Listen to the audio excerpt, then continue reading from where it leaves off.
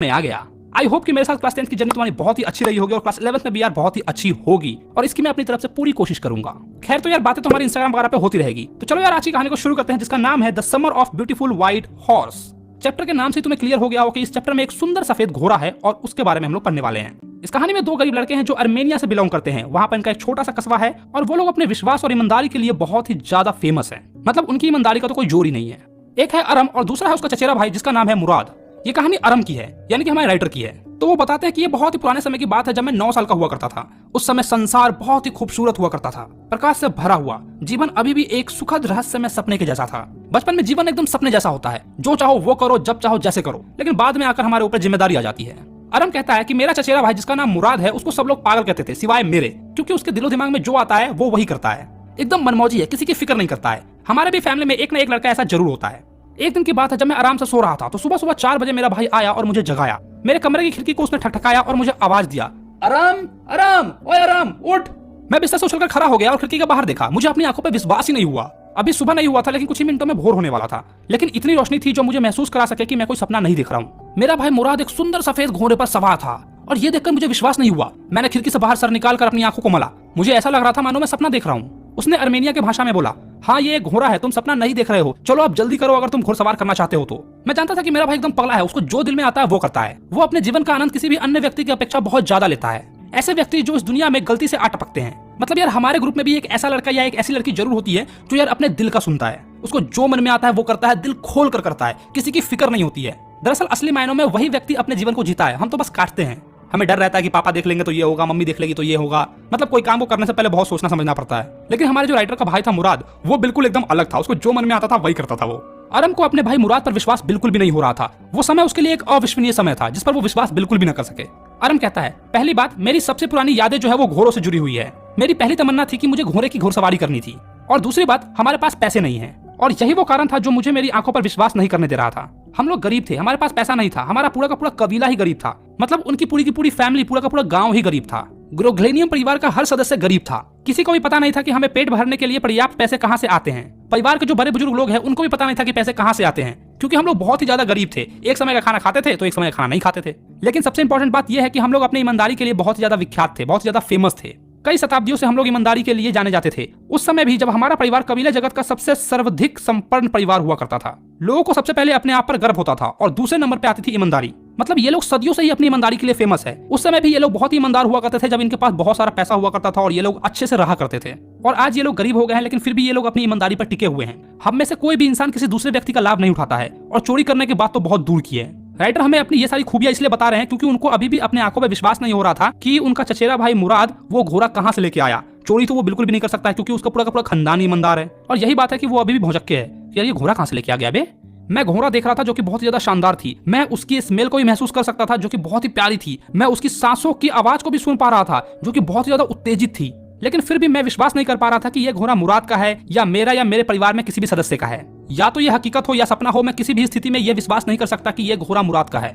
इस लाइन से वो ये कहना चाहते हैं कि मैं अपने सपनों में भी ये नहीं सोच सकता हूँ कि ये घोड़ा मुराद का है या फिर ये मेरे किसी भी फैमिली के सदस्य का है, क्योंकि उनको पता था कि मुराद तो घोड़ा खरीद नहीं सकता है और अगर उसने घोड़ा खरीदा नहीं है इसका मतलब उसने चुराया ही होगा। चोरी करने की बात उनके जहन में ठीक से बैठ नहीं रही थी कि ग्रोग्लेनियम परिवार का कोई भी सदस्य चोरी कैसे कर सकता है जो अपनी ईमानदारी के लिए इतना फेमस है। मैंने पहले तो अपने भाई को घूरा, फिर मैंने घोड़े पर अपनी आंखें टिकाई। दोनों में एक प्रकार का एक अलग ही भाव था। एक और मुझे खुशी भी हो रही थी और दूसरी ओर मुझे भय भी लग रहा था। मुराद, ये घोड़ा तुमने कहां से चुराया? खिड़की से बाहर छलांग लगाओ यदि अगर तुम इस पर सवारी करना चाहते हो तो। इसका मतलब मेरा शक बिल्कुल सही है, उसने उस घोड़े को चुराया था और इस बात में भी कोई शंका नहीं है कि वो मुझे उस घोड़े पर सवारी करने के लिए बुलाने आया था।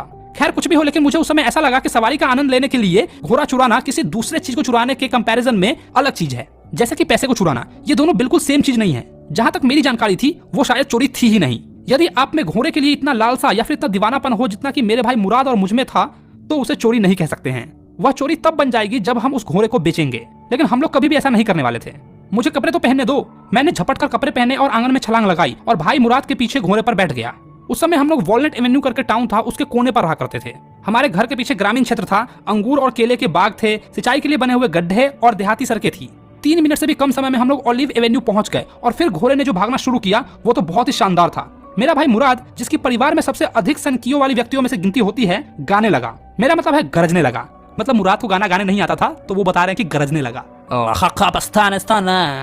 मुराद के भी मजे ले रहे हैं। हर परिवार में सनकीपन की एक धारा कहीं न कहीं जरूर होती है। मुराद हमारे कबीले में उसी सनकीपन की धारा का एक स्वाभाविक वंशज था। मतलब राइटर हमें यह बताना चाहते हैं कि हर परिवार में एक न एक सनकी व्यक्ति जरूर होता है और मुराद उनके परिवार का वो सनकी लौंडा था जो अपने दिल की सुनता, अपने मन की सुनता है। मुराद से पहले हमारे अंकल खुशरोब हुआ करते थे। वो भारी डिलडॉल वाले व्यक्ति थे, सर पर काले बाल थे, सन जॉकिन वैली में सबसे बड़ी मूछ वाले थे। मतलब मुराद से पहले सनकियों में गिनती खुशरोब अंकल की आती थी और वो यार लंबे हट्टे कट्टे हैं जिनकी बड़ी बड़ी मूछ है और उनका गुस्सा बहुत ही भीषण है। मतलब बहुत जल्दी गुस्सा हो जाते हैं। वो बहुत ही चिड़चिड़े व्यक्ति है और अपनी दहाड़ के आगे किसी को भी बोलने नहीं देते हैं। कोई चाहे कुछ भी बोले, लेकिन वो बस एक ही चीज कहते थे, कोई बात नहीं है, इस पर ध्यान मत दो। एक बार की बात तो ऐसी है कि उनका अपना बेटा जिसका नाम अरक था, वह दौड़कर 8 मकानों से परे नाई की दुकान पर गया जहां पर उसके पिता यानी कि हमारे खुशरोब अंकल जो है वो अपनी मूछें ठीक करवा रहे थे।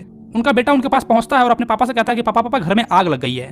तो हमारे खुशरोब अंकल कुर्सी पर सीधे बैठते हुए दहाड़ते हैं, कोई डर की बात नहीं है, उस पर ध्यान मत दो मेरे बच्चे। फिर जो नाई उनकी मूछें ठीक कर रहा होता है वो कहता है, लेकिन सर बालक ये कह रहा है कि आपके खुद के घर में आग लगी है। इस पर खुशरोब अंकल फिर से दहाड़ते हुए कहते हैं, काफी हो गया, कोई खतरे की बात नहीं है, मैं कह रहा हूँ ना। मतलब वाकई में यार, दुनिया चाहे कुछ भी कहे, अंकल बस यही कहेंगे, कोई बात नहीं है बेटा, मैं हूं ना। गजब के अंकल है यार। तो मेरा भाई मुराद बिल्कुल मेरे अंकल खुसरोव के वंशज का था। हालांकि उसके पिता का नाम जोराब था, लेकिन वो बिल्कुल इसी वंशज का था, इसी कैटेगरी का था। तो भैया ये है हमारे कबीले की हालत। व्यक्ति चाहे किसी बालक का पिता हो जाए, लेकिन इसका अर्थ यह नहीं है कि वह उसी मनोवर्त का होगा। मतलब वो ये कहना चाह रहे हैं कि ऐसा बिल्कुल भी नहीं है कि जैसा बाप हो वैसा ही बेटा हो। बेटा कुछ और भी निकल सकता है। क्योंकि जो मुराद के पिता थे जोरोब, वो बहुत ही सीधे साधे और ईमानदार व्यक्ति थे। वो ऐसे पागलपंती वाले हरकतें नहीं करते थे कि किसी का घोड़ा चुरा लाया और घुड़सवारी कर रहे हैं। हमारी पूरी की पूरी जनजाति खुशमिजाज किस्म की है, जो हमेशा से ही मनमौजी किस्म की रही है। मतलब उनका जो पूरा का पूरा गांव है वो शुरू से ही मनमौजी किस्म का रहा है, जो मन में आता वही करते हैं। हमने घोड़े की सवारी की और मेरे भाई ने गाना भी गाया। और ये सबको पता था कि हम लोग अभी भी पुराने ग्रामीण क्षेत्र में रहते हैं, जहाँ के हम लोग मूल निवासी है, ऐसा कुछ पड़ोसियों का मानना है। हमने घोड़े को दौड़ने की पूरी छूट दे दी। अंत में मुराद बोला, अब तुम उतर जाओ, मैं अकेला ही सवारी करूंगा, क्या तुम मुझे भी अकेले सवारी करने का मौका दोगे? यह तो घोड़े की इच्छा के ऊपर है। मेरे भाई ने बोला, उतर जाओ, घोड़ा मुझे सवारी करने देगा, देखा जाएगा। यह मत भूलो कि मुझे घोड़ों को काबू करना आता है। अच्छा, तो तुम भी ये मत भूलो कि जो हुनर तुम्हारे अंदर है वही हुनर मेरे अंदर भी है। तुम्हारी सुरक्षा इसी में है। चलो अब उतर भी जाओ। ठीक है, लेकिन याद रखो कि तुम मुझे भी अकेले घुड़सवारी करने का मौका दोगे। मैं उतर गया। तभी मेरे भाई ने घोड़े को एक लगाई तथा चिल्लाया, बजीरे दौड़। घोड़ा पिछली टांगों पर खड़ा हो गया और फरफराकर पूरी गति से दौड़ चला। बहुत प्यारा लग रहा था। मुराद ने घोड़े को सूखी घास के मैदान से होते हुए सिंचाई ताल पर ले गया। उसने गड्ढे को भी पार कर लिया और 5 मिनट पश्चात पानी के तर लौट आया। मतलब यूं गया और यूं लौट आया। सूरज आकाश में ऊपर उठ रहा था, मतलब सुबह होने वाली थी और अब सवारी करने की मेरी बारी थी। मुराद घोड़े से उतर गया और बोला, लो करो सवारी। मैं घोड़े की पीठ पर उछलकर बैठ गया और एक क्षण के लिए बहुत ज्यादा भयभीत हो गया, बहुत ज्यादा डर गया। मैंने महसूस किया कि घोड़ा टस से मस नहीं हुआ। ऐसे एरी से ठोकर मारो, मुराद बोला। किस बात का इंतजार कर रहे हो? हमें घोड़े को वापस ले जाना है, लोगों के जगने से पहले। मैंने घोड़े की मांसपेशियों में ठोकर लगाई। घोड़ा पिछली टांगों पर खड़ा हो गया और फरफराकर फिर उसने दौड़ना शुरू कर दिया। मुझे समझ नहीं आया कि मैं क्या करूं।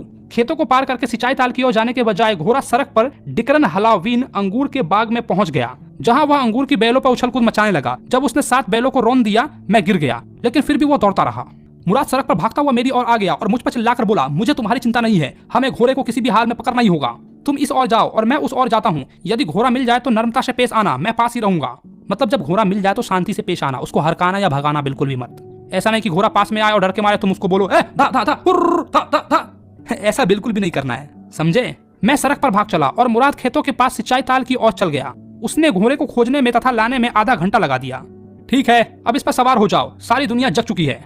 मतलब सवेरा हो गया है और सारे लोग जग चुके हैं, तो उनको घोड़ा छुपाना है, इसलिए घोड़े पर बैठेंगे और जल्दी जल्दी जाकर घोड़े को छुपा देंगे, या फिर जहां से चुरा के लाया है वहां पर रख देंगे। हम लोग अब क्या करेंगे?